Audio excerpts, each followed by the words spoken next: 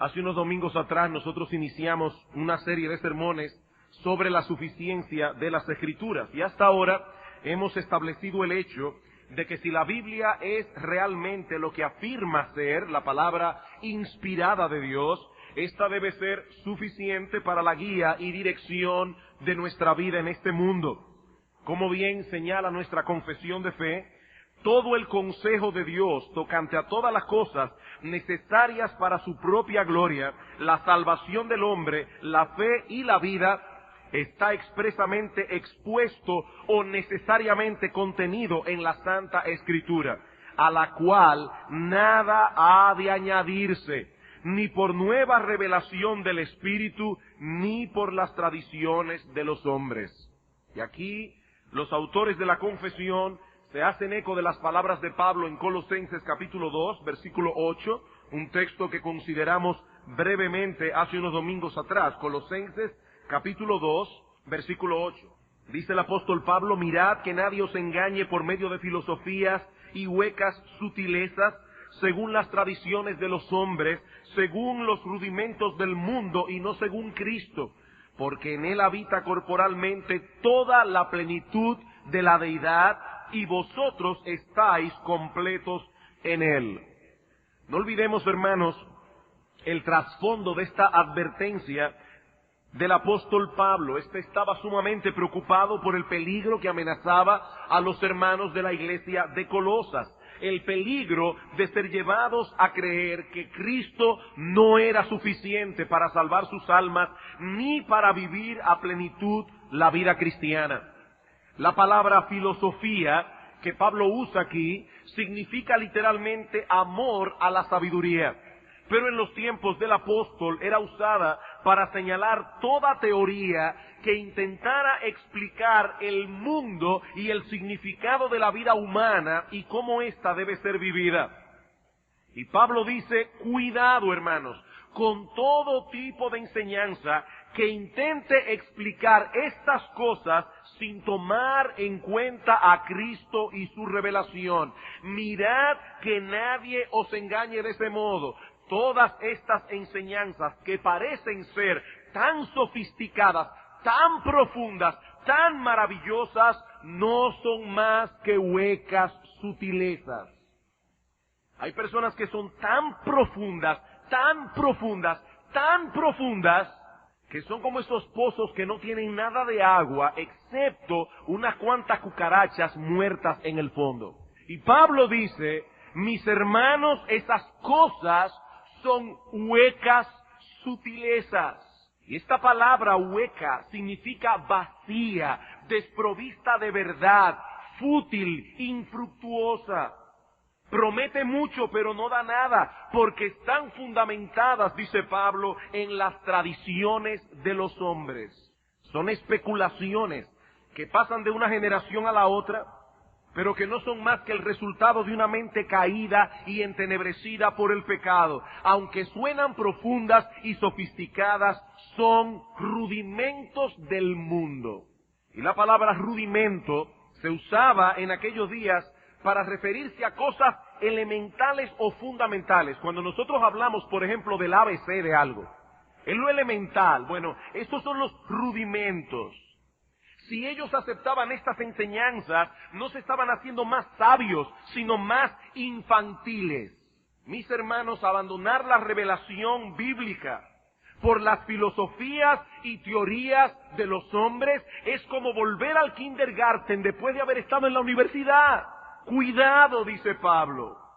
Esta sabiduría del mundo no es según Cristo, y si no es según Cristo, tiene que ser falsa y errónea, porque en Él habita corporalmente toda la plenitud de la deidad, y todos los tesoros de la sabiduría y del conocimiento están escondidos en nuestro Señor. No hay nada que el creyente necesite saber para vivir una vida plena y bienaventurada, una vida que agrade y glorifique a Dios, que tengamos que buscarlo fuera de Cristo y fuera de su palabra. Absolutamente nada.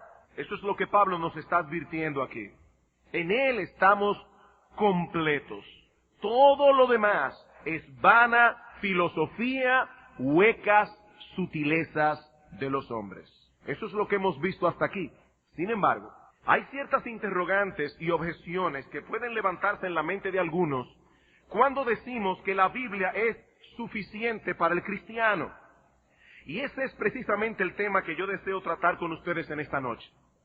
Vamos a ver dos objeciones muy comunes que se levantan contra la suficiencia de las Escrituras. Nosotros podríamos tocar otras objeciones, pero creo que si respondemos estas dos, estaremos preparados para enfrentar muchas otras que puedan llegar en el día de mañana contra la doctrina de la suficiencia. Primera objeción. Alguien puede decir, el hombre moderno se encuentra muy lejos de la cultura de los tiempos bíblicos.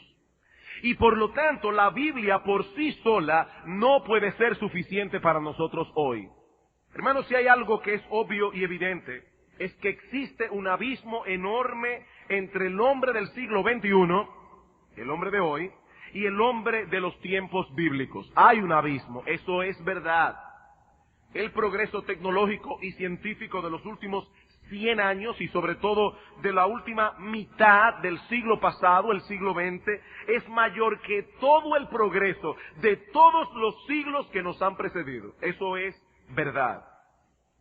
Y por supuesto, ese progreso ha traído consigo muchas complejidades que el hombre nunca había tenido que lidiar hasta ahora. El progreso ha repercutido profundamente en nuestro estilo de vida y ha traído a la luz muchas preguntas éticas y morales que antes no teníamos. Yo sé que quizás ya algunos están pensando en el famoso tema de la clonación. Este tema ha traído consigo un vendaval de preguntas que nosotros como cristianos debemos encarar con honestidad y con la profundidad que el tema amerita. La pregunta que nos hacemos ahora es, ¿puede la Biblia ministrar eficazmente a las necesidades del hombre moderno, tomando en cuenta todas las complejidades con las que tenemos que lidiar ahora? ¿No sería muy simplista pensar que la palabra de Dios por sí sola es suficiente para tratar con asuntos tan complejos? Asuntos que el hombre de los tiempos bíblicos ni siquiera soñó enfrentar. Algunos se amedrentan cuando ven las cosas bajo esta perspectiva. Se atemorizan y se sienten al menos. Pero lo cierto es, hermanos, que no tenemos razones para temer. Las necesidades espirituales del hombre siguen siendo las mismas, Dios sigue siendo el mismo, y la revelación bíblica sigue siendo la verdad inmutable de Dios. Si nosotros partimos de esta premisa, no hay razón para tener temor. Hermanos, no importa cuánto haya progresado el hombre en términos de la ciencia, de la tecnología, el alma humana no ha cambiado un ápice. El mismo proceso interno que llevaba al hombre del pasado, al hombre de los tiempos bíblicos, a la ansiedad, al temor, la depresión, la angustia, la ira, la ansiedad, sigue siendo el mismo proceso hoy. Antes era el temor a la peste bubónica, antes era el temor a los fantasmas, antes era el temor a muchas cosas, hoy es el temor del SIDA, el temor de un ataque terrorista, el temor de que un virus infecte el disco duro de mi computadora. Pero hermanos, el proceso a través del cual el hombre se llena de temor, de angustia, de ansiedad, se deprime, se amarga, se aira, es exactamente el mismo. Si la Biblia es la revelación de Dios al hombre, debemos presuponer que Dios nos dio un libro que es relevante para todas las épocas. Hermanos, pensemos en un momento en el uso que tanto Cristo como los apóstoles le dieron al Antiguo Testamento. Y eso es interesante porque en los tiempos del Señor y de los apóstoles no dejan de ser diferentes de los tiempos del Antiguo Testamento en ciertos aspectos. Es cierto que los cambios sufridos en el mundo desde la época apostólica hasta hoy son inmensamente mayores que los que sufrió el mundo desde la época de Moisés, por ejemplo, hasta la época del Señor Jesucristo. Pero aún así, no perdamos de vista, hermanos, que hay unos 1500 años de diferencia entre Moisés y el Señor. 1500 años de diferencia. Los cambios que fueron introducidos en el pensamiento humano con la aparición de los filósofos griegos del siglo VI antes de Cristo fueron comparativamente inmensos. Y su influencia en el hombre al que los apóstoles ministraron a través de toda Asia y Europa fue inmensa también. Sin embargo, vemos en el Nuevo Testamento que la base de la predicación de Cristo y de los apóstoles no era otra que el Antiguo Testamento. La Escritura era suficiente para ellos, lo fue para Cristo, lo fue para los apóstoles. Y fue refiriéndose mayormente a los escritos del Antiguo Testamento que el apóstol Pablo dice a Timoteo, en 2 Timoteo capítulo 3, versículo 16, toda la Escritura es inspirada por Dios y útil para enseñar, para redarguir, para corregir, para instruir en justicia, a fin de que el hombre de Dios sea perfecto, maduro, enteramente preparado para toda buena obra. Timoteo no tenía que hacer uso de Platón, ni de Aristóteles, ni de Sócrates para realizar efectivamente su labor pastoral. Él tenía la Biblia en sus manos y aunque era solo el Antiguo Testamento, eso era suficiente. Sin importar cuánto hubiese cambiado el pensamiento humano y cuánto se hubiese complicado la vida en los siglos anteriores. Mis hermanos, no nos atemoricemos por las complejidades de nuestro siglo.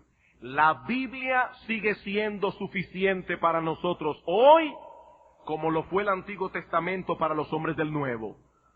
No necesitamos nada más para tratar con las necesidades y problemas del alma. Las necesidades espirituales del hombre siguen siendo las mismas, Dios sigue siendo el mismo y la revelación bíblica sigue siendo la verdad inmutable de Dios. Y nosotros podemos decir, como el Señor Jesucristo, el cielo y la tierra pasarán, su palabra nunca pasará, nunca pasará. Segunda objeción, y aquí voy a detenerme un poco más. Algunos dicen, la Biblia no puede ser suficiente si no es exhaustiva. Si hay ciertas cosas importantes de la vida humana que la Biblia no toca. Voy a repetir la objeción para luego explicarla. La Biblia no puede ser suficiente, dicen algunos, porque no es exhaustiva. Hay temas importantes de la vida humana que la Biblia no toca. Antes de pasar a responder esta objeción, permítanme tomar unos breves minutos para explicarla. Esta objeción parte de una premisa, y es que para que un libro sea tomado como una autoridad en su campo, debe ser exhaustivo. Debe abordar directamente todos los detalles del asunto en cuestión.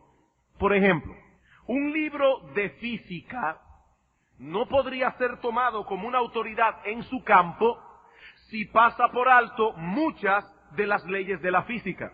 Lo mismo podríamos decir de un texto de biología que ni siquiera menciona el cuerpo humano. Libros así serían rechazados de inmediato, o al menos no serían tomados como una autoridad en sus ramas respectivas. El argumento entonces es que para tomar un libro como autoridad en su campo tiene que ser exhaustivo.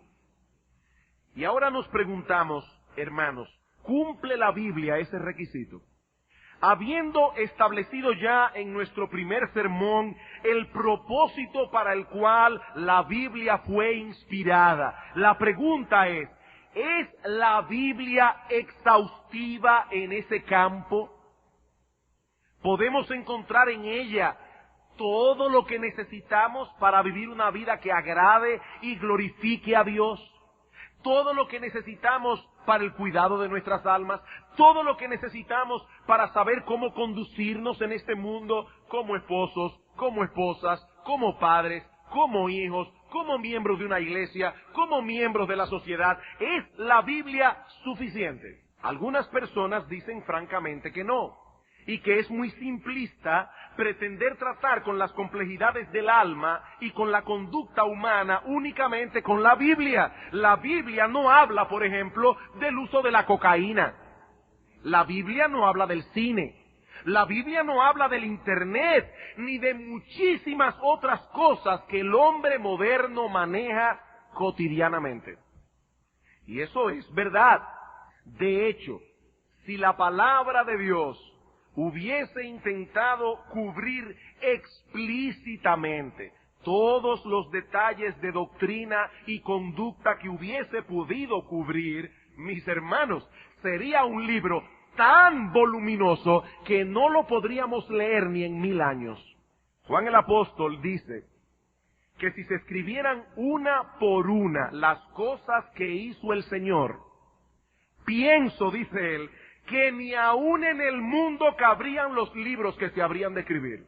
Solamente si nos propusiéramos escribir una por una todas las cosas que hizo el Señor. Hermanos, es imposible cubrir todos los detalles respecto a todas las cosas.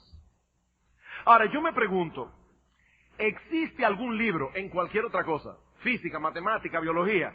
¿Existe algún libro que sea exhaustivo en el sentido en que estamos usando esta palabra aquí?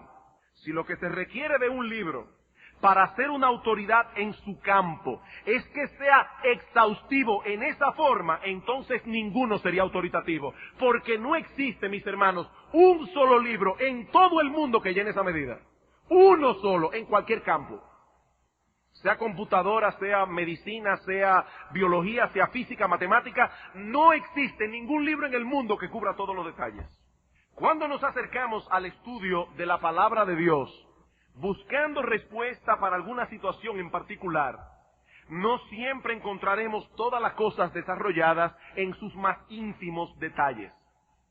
La pregunta es, ¿cómo podemos entonces encontrar en la Biblia la respuesta que necesitamos en un momento dado? Buscando una de 4 cosas en referencia al asunto que nos inquieta. Buscando una de 4 cosas en referencia al asunto que nos inquieta. O un mandamiento, o una prohibición, o un principio general, o un ejemplo a seguir que nos sirva de referencia. Veamos brevemente cada una de estas cosas. En primer lugar, debemos buscar en la Escritura a ver si hay algún mandamiento específico positivo respecto al asunto en cuestión. Hay algunas cosas que la palabra de Dios nos ordena hacer en una forma clara y precisa. Amad a vuestros enemigos. Bendecid a los que os maldicen, haced bien a los que os aborrecen y orad por los que os ultrajan y os persiguen. Mis hermanos, estas no son meras sugerencias, son órdenes que vienen directamente de Dios a través de sus autores inspirados. Para saber cómo debemos reaccionar en medio de un conflicto donde alguien francamente se ha tornado en contra nuestra, no tenemos que confiar en los sentimientos de nuestro corazón. Cada vez que yo oigo a una gente decir, el Señor puso en mi corazón, yo me pongo a temblar. Me pongo a temblar, porque si hay una cosa engañosa, es el corazón. ¿Y quién ha dicho que nosotros tenemos que ver qué fue lo que el Señor puso en nuestro corazón? La Biblia, la palabra de Dios. Es allí donde tenemos que buscar la respuesta. ¿Qué dice Dios? ¿Qué dice Dios? Hay un problema con una persona que se ha volcado contra mí. Ha determinado hacerme mal. Mira, mi hermano, en la mayoría de los casos no hay ni siquiera que buscar consejo pastoral. Ama a tu enemigo. Hazle bien al que te aborrece. Ora por el que te ultraja y te persigue. No hay que saber griego para interpretar el texto. No hay que ser un teólogo. Eso está muy claro en la Escritura. ¿Qué debemos hacer? amar a nuestros enemigos, bendecir a los que nos maldicen, hacerle bien a los que nos aborrecen y orar por los que nos ultrajan y nos persiguen. La palabra de Dios nos dice claramente lo que debemos hacer en esta situación particular. Pero esos mandamientos de Dios no siempre son positivos. Así como se nos ordena hacer ciertas cosas en la Escritura, así también se prohíben otras. Y muchas personas nos dicen en el día de hoy que nosotros debemos evitar al máximo las prohibiciones, que debemos limitarnos casi exclusivamente a las cosas positivas. No enfatices tanto lo que no se debe hacer. Si tú le enseñas a la gente positivamente lo que deben hacer, lo otro será lógicamente deducido. Mis hermanos, esa no fue la forma como Dios trató con nosotros. Esa no es la forma como Dios trata con nosotros. De los 10 mandamientos del Decálogo, 8 son negativos y 2 son positivos. En 1 Corintios capítulo 13 aparecen 15 elementos o características del amor. 7 son positivos, 8 son negativos. Hay cosas que el amor hace, hay cosas que el amor deja de hacer, se priva de hacer. Así que no debemos tenerle temor a las prohibiciones, porque Dios hizo uso de ellas en su palabra. No paguéis a nadie mal por mal. No os venguéis vosotros mismos. No seáis vencidos de lo malo. Romanos capítulo 12, versículos 17, 19, 21. Y una vez más, hermanos, repito, no hay que saber griego para interpretar eso. No dejes que el pecado de otro te lleve a pecar a ti. Te hizo mal. Tu deber es hacerle bien y dejar el caso en las manos de Dios. Deja la venganza en sus manos. Él pagará. La venganza es del Señor. Cuando yo intento vengarme, me estoy robando algo que no me corresponde. Eso es un robo, hermanos. Porque la venganza es del Señor. Él es el dueño de la venganza. Me hizo mal. Bueno, ya tú sabes qué es lo que debes hacer, ya tú sabes qué es lo que no debes hacer. Y repito, mis hermanos, en la mayoría de los casos no hay ni que buscar consejo pastoral. Eso está claro en la Escritura, clarísimo en la Escritura, claro como la luz del día. Pero la Biblia no se limita a mandamientos para darnos a conocer la voluntad de Dios. En la Escritura encontramos también principios generales, de los cuales se pueden deducir enseñanzas que cubren un sinnúmero de aspectos de la vida humana. Por ejemplo, en Levítico capítulo 19, versículo 13, se prohíbe retener el salario de un jornalero. Y en Deuteronomio capítulo 25, versículo 4, se prohíbe poner bozal al buey que trilla. 2 mandamientos muy específicos que tratan con situaciones bien específicas. Sin embargo, ambos mandamientos tomados juntos contienen un principio mucho más amplio. ¿Cuál es el principio? Que el que trabaja debe recibir el fruto de su trabajo. Es por esa razón que muchos siglos después, el apóstol Pablo no tuvo reparos en hacer uso de esta ley que habla de los bueyes para soportar su argumento de que el predicador del evangelio debe ser debidamente remunerado. El apóstol Pablo vio un principio más general envuelto en este mandamiento tan específico. Vamos a 1 Corintios por un momento, capítulo 9. 1 Corintios, capítulo 9, versículos 6 al 10. Dice Pablo, ¿o solo yo y Bernabé no tenemos derecho de no trabajar? ¿Quién fue jamás soldado a sus propias expensas? ¿Quién planta viña y no come de su fruto?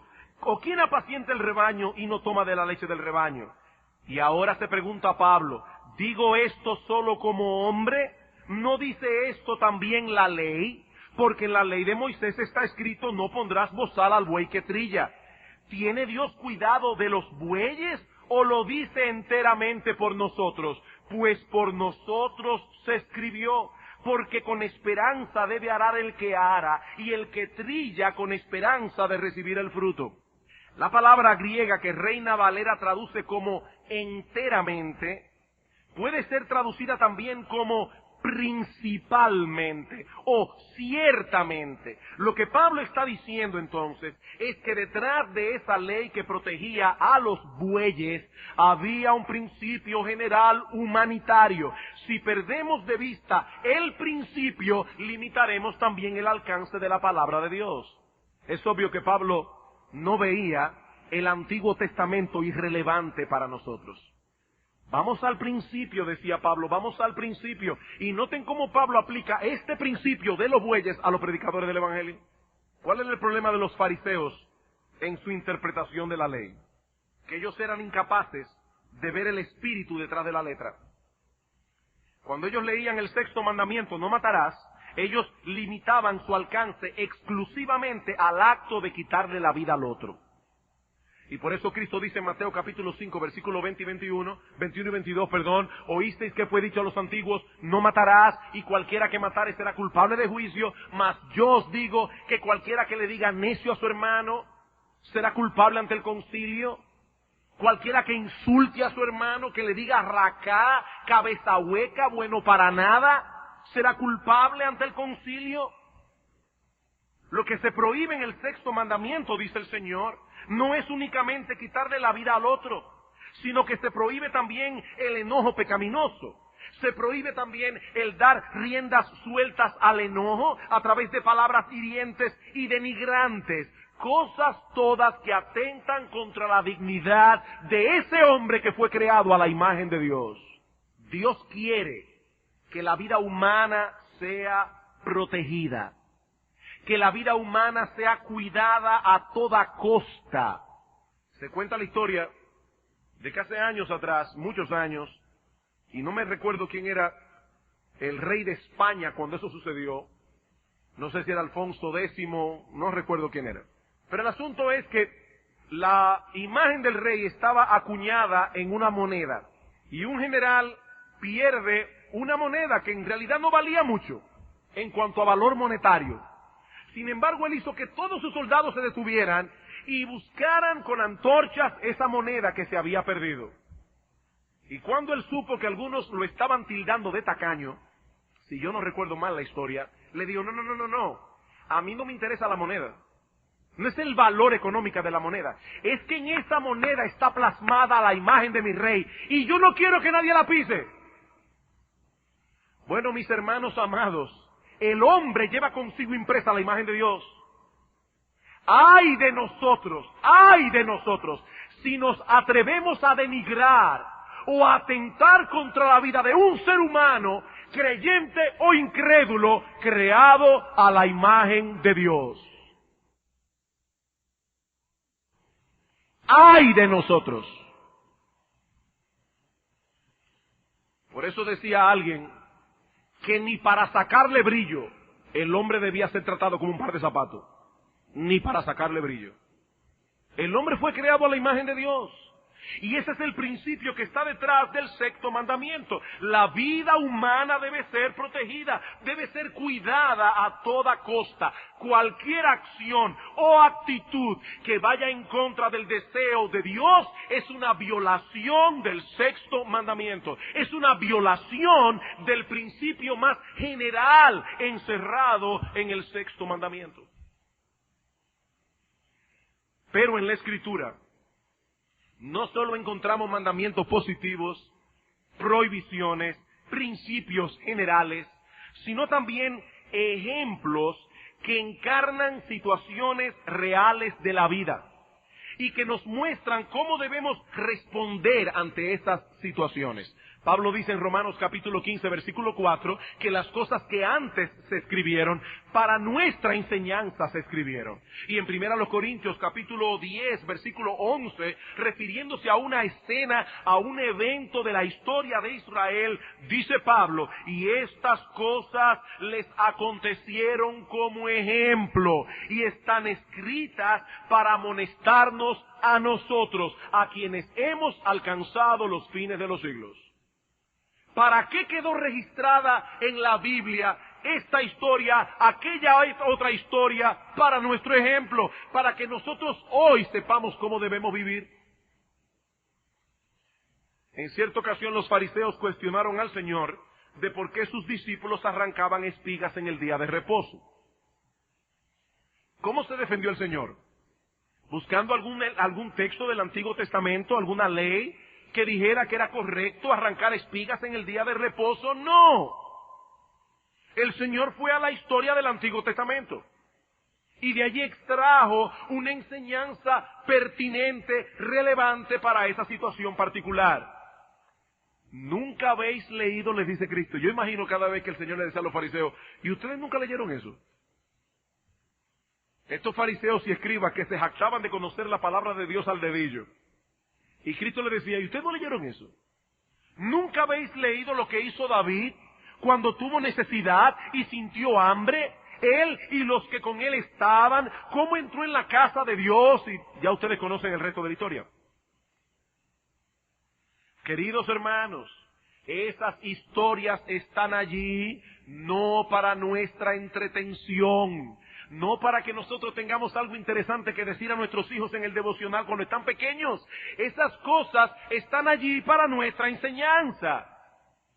Esas historias contienen un sinnúmero de lecciones espirituales que son pertinentes y relevantes para nosotros hoy.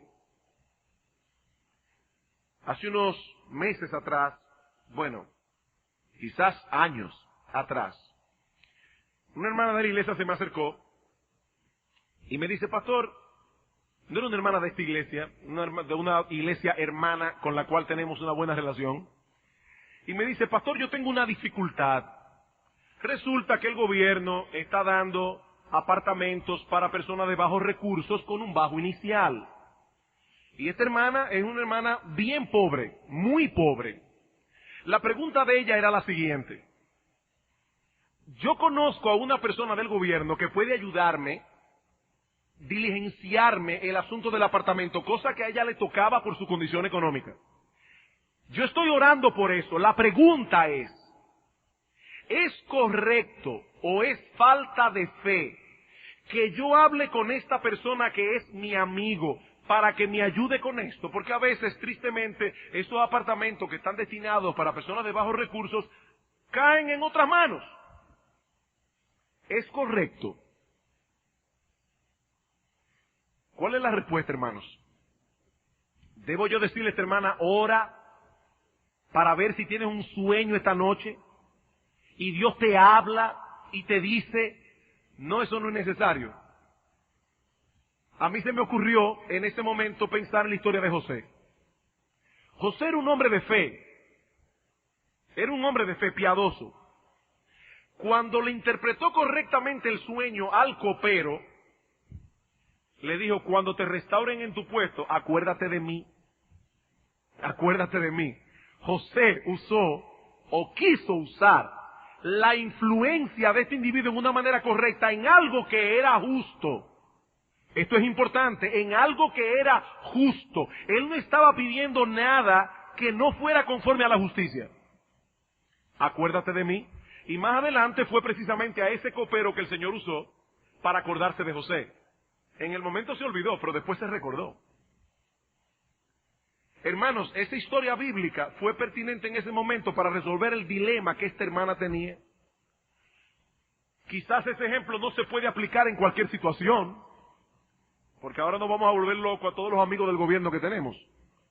No, no se aplica necesariamente. Yo lo apliqué en ese momento a una situación particular, con ciertos elementos particulares. Ahora, el punto lo traigo aquí simplemente para enfatizar el hecho de que hay ejemplos en la palabra de Dios que nos enseñan a nosotros cómo podemos vivir hoy.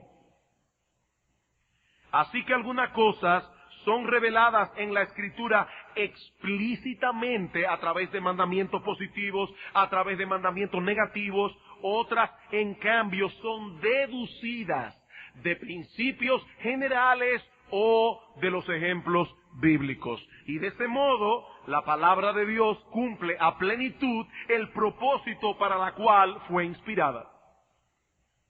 Si perdemos esto de vista, no podremos hacer un uso efectivo del contenido de la palabra de Dios.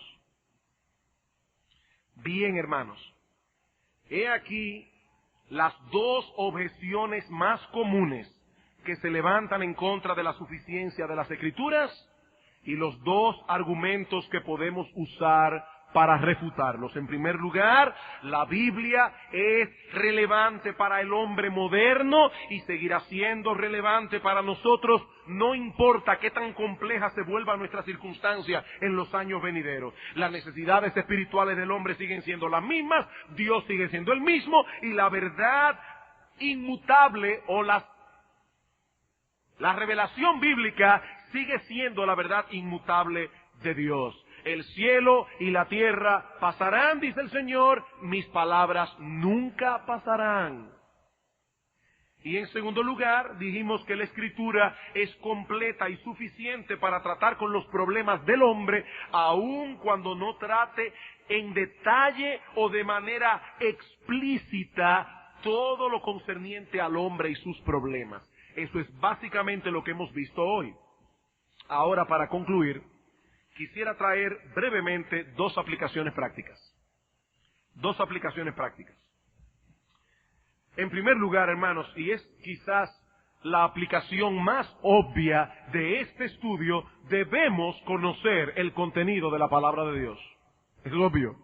Debemos conocer el contenido de la palabra de Dios.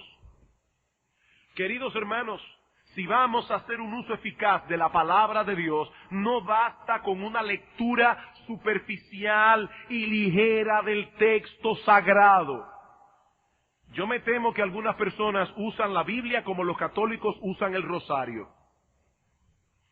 Ellos rezan sus 10 Ave Marías, rezan su Padre Nuestro en cada día de Ave María, hicieron el ritual, Dios tiene que bendecirlo en ese día. La Biblia no funciona así. Pero ya yo hice mi devocional, ya yo leí la porción que me tocó hoy. Sí, pero eso no es el punto. El punto no es que mis ojos se paseen por las letras de la Biblia. Ese no es el punto. Hermanos, como vimos hoy, no todo ha sido declarado explícitamente en las Escrituras. Si vamos a sacar provecho de ella, si vamos a encontrar respuesta en sus páginas, hay tres cosas que nosotros debemos hacer. Tres cosas para conocer la Biblia. En primer lugar, orar. Orar. Necesitamos venir humildemente delante de Dios, reconociendo nuestras limitaciones y pidiéndole a Él que ilumine nuestro entendimiento. Dice el salmista en el Salmo 119, versículo 18, abre mis ojos y miraré las maravillas de tu ley. Si Dios no abre nuestros ojos, muchas maravillas quedarán ocultas. Estudiemos la palabra de Dios en oración. En segundo lugar, necesitamos estudiarla con esmero. Con esmero. Y llama mi atención que aún en la época apostólica, cuando había revelación especial de parte de Dios a ciertas personas, los pastores tenían que aplicarse en el estudio de la palabra de Dios. Timoteo, ocúpate en la lectura, la exhortación y la enseñanza. Timoteo, ocúpate en estas cosas. Timoteo, dale mente a lo que digo y el Señor te dará entendimiento en estas cosas. 2 Timoteo capítulo 2 versículo 7. Él tenía que pensar. Él tenía que meditar, él tenía que profundizar. Como alguien dijo, no hay atajo para el estudio. Este toma tiempo, pensamiento, meditación y energía. Tú tienes, mi hermano, un tiempo apartado diariamente en tu agenda para estudiar seriamente la palabra de Dios. Ustedes sabían, mis hermanos, que hubo una época en que muchas personas no tenían un ejemplar de la Biblia en sus manos. Y hoy tenemos Biblias en todas partes, de todos los tamaños, hasta con letras en rojo, como usted la quiera. Comentarios bíblicos que nos explican la palabra de Dios por hombres a quienes Dios les ha dado una capacidad que es superior a la nuestra. ¿Qué uso estamos dando nosotros a todos esos recursos que tenemos a la mano? Mis hermanos, ¿qué tan seriamente nos estamos aplicando en el estudio de la palabra de Dios? ¿Qué tan seriamente? En tercer lugar, necesitamos aplicar principios apropiados de hermenéutica. La ciencia que estudia la interpretación de las Escrituras. Debemos aplicar principios correctos de interpretación, o de lo contrario nos extraviaremos en el estudio de las Escrituras. Yo recuerdo hace unos años atrás que una hermana de otra iglesia que pastoreaba al principio de nuestro ministerio, vino donde mí y me dijo que ella había estado leyendo el Evangelio de Mateo, y llegó al texto de Mateo 5, que dice, no resistáis al que es malo. Y ella tuvo un tiempo que no soportaba al marido, ella no lo resistía. Pero resulta que lo que ese texto dice no es, no soportes al malo, lo que está diciendo es que no le pongas resistencia. Si ella hubiera estudiado el contexto, hubiera visto que estaba aplicando mal la palabra de Dios. Son reglas de hermenéutica. Debemos preguntarnos cuál es el tipo de literatura que estamos considerando. ¿Es prosa? ¿Es historia? ¿Es alegoría? ¿Es parábola? Debemos mirar el contexto. Debemos buscar pasajes paralelos. Hermano, yo no tengo tiempo ahora para dar una clase de hermenéutica, pero lo que el pastor Eduardo Saladín está haciendo los domingos en la mañana en la clase de escuela dominical es enseñando a la iglesia a hacer esto. A hacer esto. Y sabemos que es un trabajo arduo, pero hermanos, vale la pena. Aquí está la voluntad de Dios para nosotros, completa y suficiente. Si hay algo que un creyente no puede ignorar, es la palabra de Dios. Mira, mi hermano, tú puedes no saber cuál es la razón por la cual Estados Unidos quiere atacar a Irak. Tú puedes no saber cuál es el problema que subyace debajo de todo este conflicto de los Balcanes. Tú puedes vivir con eso. De verdad, no hay problema. Ojalá que puedas entender una serie de cosas que están pasando en el mundo. Pero escúchame, tú puedes vivir sin eso. Ahora, tú no puedes vivir una vida bienaventurada que agrade a Dios ignorando la palabra de Dios. Eso nadie puede hacerlo. Si hay algo que ni tú ni yo podemos ignorar, mi hermano, es la palabra de Dios. Y vale la pena cualquier esfuerzo con tal de profundizar cada vez más en el conocimiento de esta palabra. Aquí hay hermanos de la iglesia que saben inglés, que pueden leer en inglés. Óyeme bien, mi hermano, y te lo digo con amor. Dios te va a pedir cuentas a ti por ese talento. Si sabiendo leer en inglés no haces uso de todos esos recursos que Dios ha puesto a nuestra mano en ese idioma. Aún eso tenemos que pensarlo en función del reino de Dios. ¿Por qué tú crees que Dios te permitió a ti poder leer en un idioma que mucha gente no puede leer? Y saben, hermanos, cuántos libros buenos hay en ese idioma que no están traducidos al español. Y yo me pregunto, mi amado hermano, ¿estás usando para la gloria de Dios ese talento y esa capacidad que Dios te dio? Porque si no, tú le vas a dar cuenta a Dios en el día del juicio.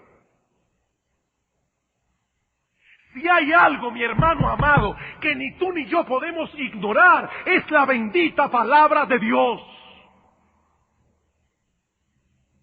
Ignora lo que sea, pero no ignores este libro. No ignores este libro. Y en vano es que nosotros demos aquí una serie de estudios sobre la suficiencia de las Escrituras, si eso no te ha movido a ti a estudiar más seriamente la palabra de Dios. ¿Qué uso tiene todo esto? Y hermanos, es como veíamos esta mañana. Cuando Dios trae palabra a su pueblo y su pueblo decide ignorarla, ¿saben lo que hace Dios? Dios les quita la palabra. Dios les quita la palabra. Porque nosotros no podemos tener en poco la voz de Dios. ¡Ay de aquel que tenga en poco la voz de Dios! ¡Ay de aquel! Pero aprendemos también del estudio de hoy. No solamente que debemos aprender, la palabra de Dios, sino que debemos hacer uso de la palabra de Dios. Hermanos, ¿de qué nos sirve saber lo que la Biblia dice si cada vez que nos encontramos en alguna dificultad nos olvidamos de ella? ¿De qué sirve si cada vez que estamos en un aprieto consultamos nuestro depravado corazón? El hombre bienaventurado del Salmo 1, del que se habla en el Salmo 1, no solo conoce la ley de Jehová y medita en ella de día y de noche, este hombre practica la ley de Dios. ¿Y cómo lo sabemos? Porque lo primero que dice de él es que él no oye el consejo del malo. Él no oye el consejo del malo. Cuando él va a actuar, él escucha la voz de Dios. Y mi hermano amado, el consejo del malo no solo está fuera de nosotros. No. El peor consejo del malo es el que nos da nuestro propio corazón. El que nos da nuestro propio corazón. Me llama la atención que en Jeremías capítulo 17, cuando dice maldito el hombre que confía en el hombre, es en ese mismo pasaje que dice en el versículo 9, engañoso es el corazón más que todas las cosas. Maldito el hombre que confía en el hombre, incluye confiar en ti mismo. No confíes en ti mismo. Es maldito el hombre que confía en sí mismo. Es más, en Proverbios 28, si no recuerdo mal el texto, dice que el que confía en su corazón es un necio. Es un necio. No consultes tu corazón porque te va a guiar mal. Es que dice la palabra de Dios. ¿Qué dice la palabra de Dios?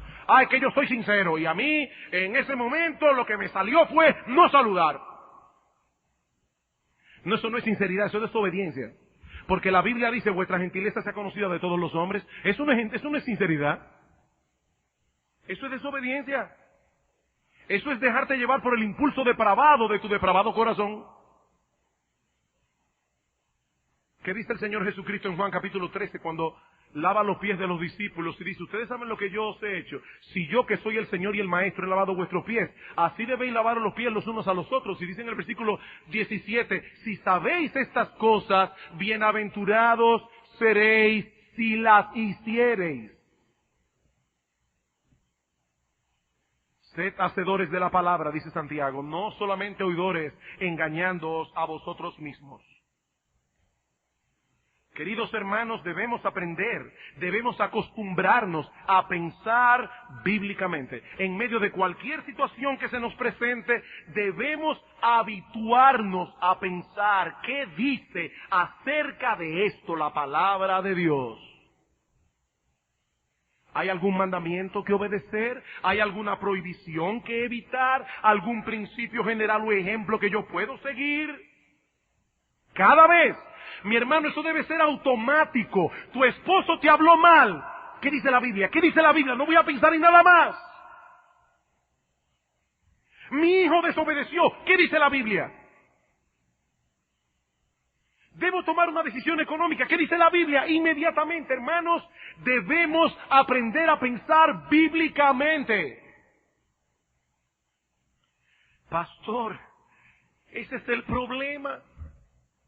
Es que a veces yo no encuentro la respuesta en la Escritura porque aún no la manejo tan bien. Tal vez es un nuevo creyente que está comenzando a caminar en los caminos del Señor. O tal vez el problema es muy complejo y este amado hermano no sabe cuál es el principio que debe aplicar en esa situación particular. Entonces,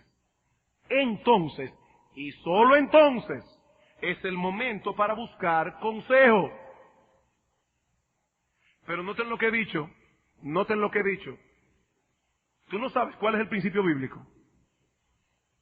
Porque hermanos, a veces las personas buscan consejos de cosas que ellos saben lo que tienen que hacer. Ellos saben lo que tienen que hacer. Haz lo que la Biblia dice. Ahora, tú no sabes qué debes hacer. Entonces, ahí está el momento de buscar el consejo pastoral, de buscar el consejo de hermanos maduros, en ese momento. Que pueda mostrarnos en la Biblia lo que yo no he podido encontrar. Mi hermano, cuando vayas a buscar consejo, no busques opinadores, busca consejeros. Personas que no te van a dar su opinión, Personas que te van a enseñar en la Biblia cuál es el principio que tú debes seguir. La palabra de Dios. La semana próxima, si el Señor lo permite, vamos a concluir, yo espero, esta serie viendo cómo podemos aplicar esta revelación suficiente en algunas circunstancias particulares de la vida. Que el Señor nos ayude a ir en contra de los deseos de nuestro corazón, a ir en contra del consejo del mundo, para seguir únicamente la voluntad revelada de Dios. Entonces, dice Josué 1:8, harás prosperar tu camino y todo te saldrá bien. Y todo te saldrá bien. Vamos a orar. Padre, gracias por tu bendita palabra. Gracias porque ella es viva, eficaz, más cortante como espada que espada de doble filo que penetra hasta lo más profundo de nuestro ser interior y discierne nuestros pensamientos y las intenciones del corazón. Gracias porque tu palabra es inspirada. Gracias porque ella es inerrante. Gracias porque ella es suficiente y útil para enseñarnos, para redarguirnos, para corregirnos, para instruirnos en justicia, a fin de que nosotros, hombres de Dios, podamos ser maduros, perfectos, enteramente preparados para toda buena obra. Oh Señor, perdónanos por tener un tesoro tan grande en nuestras manos y muchas veces no hacer el uso debido que debemos hacer de él. Señor, haz de esta iglesia, en todo el sentido de la palabra, o sigue haciendo de esta iglesia, en todo el sentido de la palabra, una iglesia bíblica. Oh Señor, que nosotros seamos hombres y mujeres del libro, que en medio de cualquier situación nosotros digamos a la ley y al testimonio, porque si no hablan conforme a esto es porque no les ha amanecido. Oh Padre, ayúdanos, te lo suplicamos. En el nombre de Cristo. Amén.